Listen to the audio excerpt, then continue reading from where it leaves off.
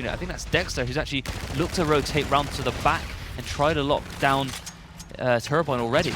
Yeah, Dexter, really good job once again. He did the exact same thing, and Dexter with the turn on onto Copley picks up 3. You cannot let that happen, and it's been twice that Dexter goes all around and is able to break in for his team. Amazing work. So yeah, the title's pretty self-explanatory. So I competed at Call of Duty events.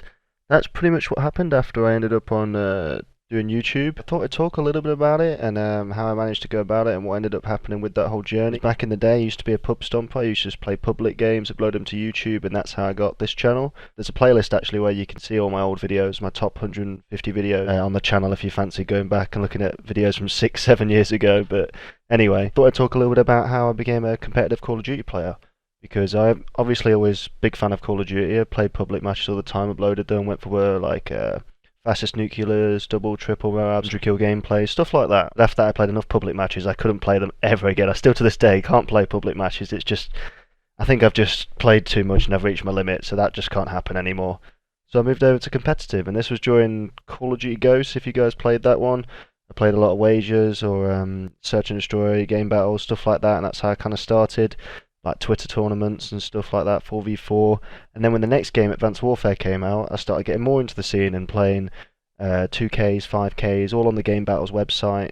And then there were different events that came up, and I started to attend events. The first event was in Blackpool. It was called like Amateur Pro, I think, back at the Norbreck, which was an absolute... It was an awful hotel. It's like 1-star rating. I don't know why they did it.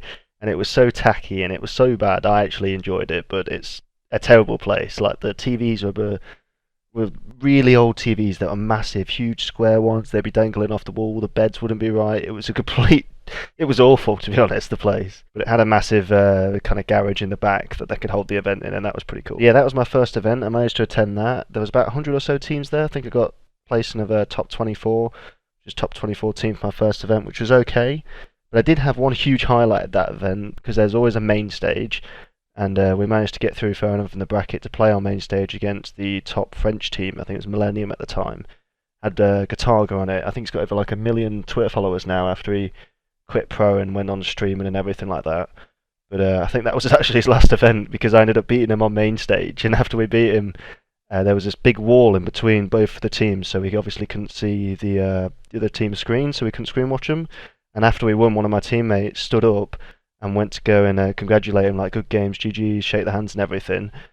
And he stood up and walked backwards and fell straight off the main stage because it was elevated and straight onto his backside, which was hilarious.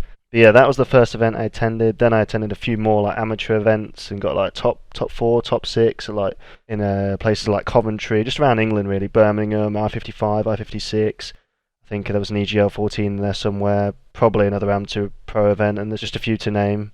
I'd say I probably went to about 10 to 15 events over England, and then I went to 3 in Paris and 2 in America, Seattle and Vegas, which were incredible. And then after I attended all those amateur events, I went to Paris for FCO, like an amateur one where we played against loads of French teams, and obviously I don't speak French, so they're all screaming and shouting and everything like that, and I don't understand a single word any of them are saying. And then I went to, I believe it was EGL Sheffield. I'll put some pictures up on the screen like I've been doing throughout the video, where it was myself and obviously 3 of my teammates. 2 of them were Germans, the 2 tall ones in the picture of all 4 of us. And we went to that event and we got quite a good place in there. That was quite good. Got top 16 in the end, and we lost game 5 against a team that we really should have beat, but oh well. And then after that event, there was actually the Call of Duty Champs Qualifier. This is on Infinite Warfare, by the way. We went to the qualifiers, and that was actually from that clip at the beginning of the video where our world starred Copley. And I really wish they recorded the crowd's reaction, because obviously when you're at the COD Champs Qualifiers, every single match is on main stage, so every single match is streamed. That's how I managed to get the clip. It was in a cinema, actually. It was in a View cinema in London, and all the other players and all the audience and everyone was in the crowd watching, and I did it, and you could hear it, and the atmosphere was unbelievable. I really wish somebody was recording that, so I managed to capture that reaction. Yeah, that was pretty cool. I didn't manage to qualify for COD Champs, though. We lost out. I was 1 series away from qualifying, which would have been mental to get, because back then, attending COD Champs, I think you were guaranteed like $5,000 each or something like that, even if you placed dead last. It would have been a huge payout. Now, don't get me wrong, I was never a professional Call of Duty player. I don't want that to come across. I just got to the point where organisations would fund my teams to go to these events. So I'd have travel, accommodation, team pass, food, and all the stuff I needed just to go to events. So it was essentially like a free holiday. and I'd obviously practice for it and try and scrim as much and train for it and do the best I can. And I guess my reputation built up enough and the teams I joined were good enough that we managed to get that funding, which I'm hugely grateful for. And if you guys want me to upload any more sort of gaming videos, Call of Duty related, I might actually do that, even though in my first video back I said it wasn't going to happen. But obviously I still like to game. I figured if you guys kind of like this stuff, I can easily make those sort of videos. So yeah, that ended up happening, and then I went to Seattle, where mostly I enjoyed the food. Went to the Cheesecake Factory, we had American breakfast, that was absolutely mental. Definitely, I think the food was the main part for that, especially after the placing that we got. Wasn't one of the best placements, I'll say that. Although the American events, whenever I went over there, it was probably my favourite events I've ever been to. Placing-wise, whenever we went over there, didn't go too well. And then I went to a couple more events in between that. Then I ended up going to Vegas, which was my last event I attended. After that, I think one of the early rounds we played this Japanese pro team that they all flew over, and they must have had fans or something, because there was about 30 or 40 of them behind them playing, screaming and shouting while we were playing them. And I really felt we should have won that one. And when we lost, I knew, yeah, that was it. I couldn't take it anymore. I thought, yeah, we should have beaten them, and we didn't. So that was the one I last attended. And that's kind of a quick summary for, I guess, my competitive Call of Duty history, if you want to call it that. So yeah, it was a lot of fun, and if you guys want to see any more gaming videos, I said, feel free to let me know, and I'll make sure to do that for you guys. And if you did enjoy this video, make sure to leave a like. I'd really appreciate that. I could have taken more time to go in more depth and more detail and everything with all these events, but we'd be here for way too long, and I don't want this video to go on for too long.